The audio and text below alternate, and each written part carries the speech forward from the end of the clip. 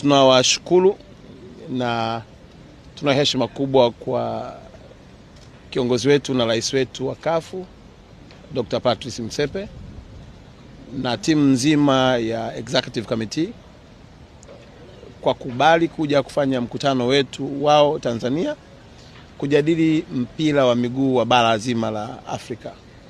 Lakini la pili, kwa namna ambavyo heshima ambayo President Motsepe ameipa nchi yetu na kwa kazi kubwa nzuri ambayo Daktari Samia anaifanya katika historia ya nchi yetu. Hakuna uwekezaji mkubwa uliofanywa na rais yoyote kama ambavyo Daktari Samia amefanya katika mpira wetu wa miguu na michezo mingine. Watanzania ni mashahidi, lakini Dr. Motsepe pia ni shahidi.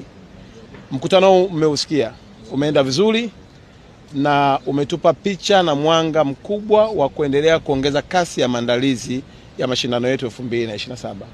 Shukrani zimwendee rais wetu Motsepe pamoja na kamiti yake yote, lakini pia ziwaendee watendaji wa CAF ambao wanafanya kazi tirelessly usiku na mchana kuhakikisha kwamba mpira wa miguu unakuwa na unabadilika kuwa uchumi kwa familia moja moja na kwa taifa kwa jumla.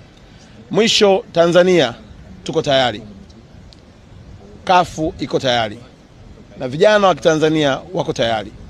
Niwaombe jambo moja muhimu tu, tuitumie hii fursa ya mashindano ya AFCON, moja, kuonyesha talenti tulizonazo kwa watoto wetu, vijana wetu, kaka zetu, lakini la pili, tujue ya kwamba tunajenga uchumi wetu, na mwisho tujenge umoja wa taifa letu la Tanzania na Afrika kwa ujumla. Nimalizia kwa kusema Rais Motsepe ni rais wa CAF, lakini ni kaka wa Tanzania. Sisi kwetu tunamwangalia kama role model. Anapotua katika taifa letu anaongeza morali na shauku kwa vijana wa Tanzania kuendelea kupambana zaidi.